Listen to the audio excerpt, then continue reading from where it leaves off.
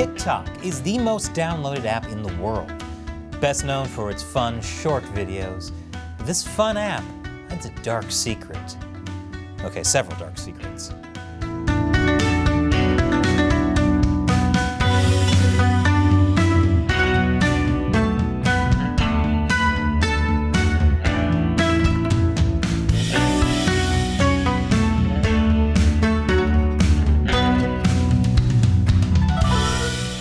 Welcome to Chine Uncensored. I'm Chris Chappell.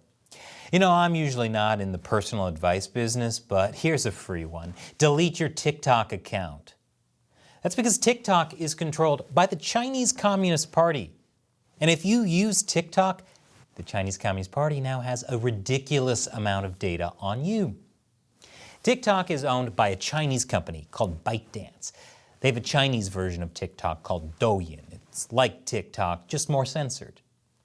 How much control does China have on TikTok? I'd say about this much.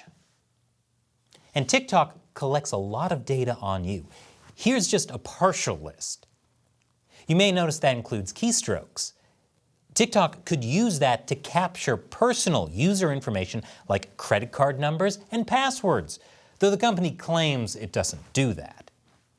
TikTok does say in its privacy policy that it reads direct messages. It also says it could turn over your information to the government if there's an inquiry. And they're probably not just talking about the US government. In its privacy policy, TikTok also says it collects information about your approximate location and, with users' permission, also precise location data, such as GPS. And in December, TikTok admitted that ByteDance was using the app to track journalists' locations. Specifically US-based journalists who were reporting on TikTok and ByteDance, which is bad news because BuzzFeed got a hold of leaked audio recordings of internal TikTok meetings.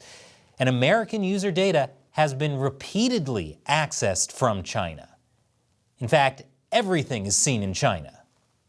That shouldn't be a surprise to users who actually read TikTok's privacy policy, though. It says right there in black and white that we may share all of the information we collect with a parent, subsidiary, or other affiliate of our corporate group. So why is China using TikTok like this? I'll explain after the break. Welcome back. TikTok's parent company, ByteDance, is under the control of the Chinese Communist Party, and they're literally trying to control how you think. TikTok's CEO said last June that ByteDance engineers around the world may assist in developing TikTok algorithms. And using those algorithms, TikTok censors information that the Chinese Communist Party would rather you not know. That includes content related to certain world leaders, Tiananmen Square, Tibetan independence, and Falun Gong, as well as highly controversial topics, like China's genocide of Uyghurs. In 2019, TikTok was forced to apologize to a teenager for deleting her video about Uyghur genocide. The video looked like a makeup tutorial, but several seconds into it, she starts talking about the genocide.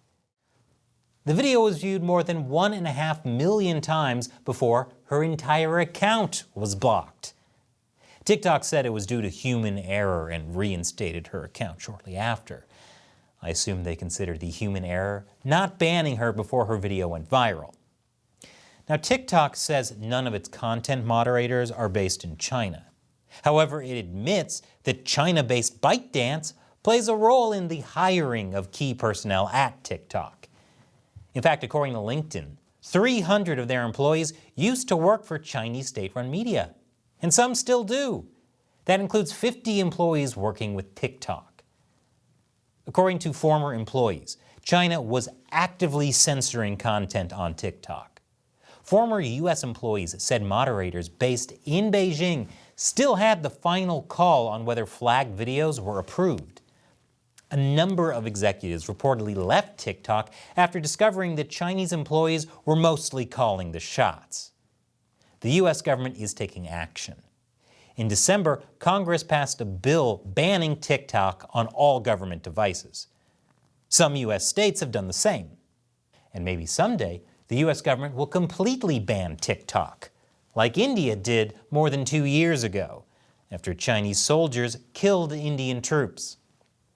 So if you're still a user of TikTok, let us know in the comments below why. And if you're not, let us know what you thought about this episode. And now I'll answer a question from a fan of the show who supports us on the crowdfunding website Patreon.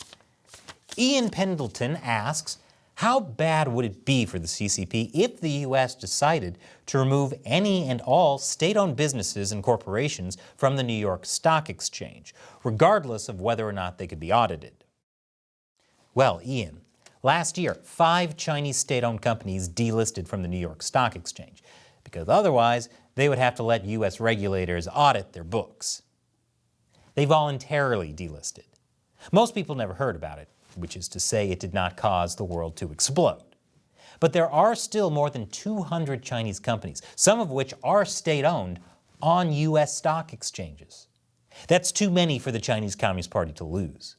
And that's why the party finally caved and allowed U.S. regulators to access the audits of these Chinese companies. Previously, China said those were state secrets. If Chinese state-owned companies were forced to delist from Wall Street, this would be a good thing for Americans in the long term, because it would mean Americans would be less tied to the success of a genocidal regime. But the CCP wants American money, so it won't delist its companies unless it absolutely has to.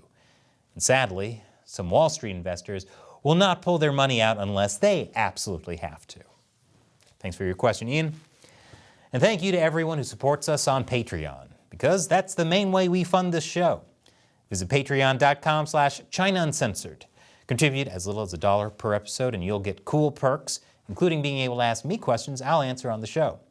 Once again, I'm Chris Chappell. Thanks for watching China Uncensored.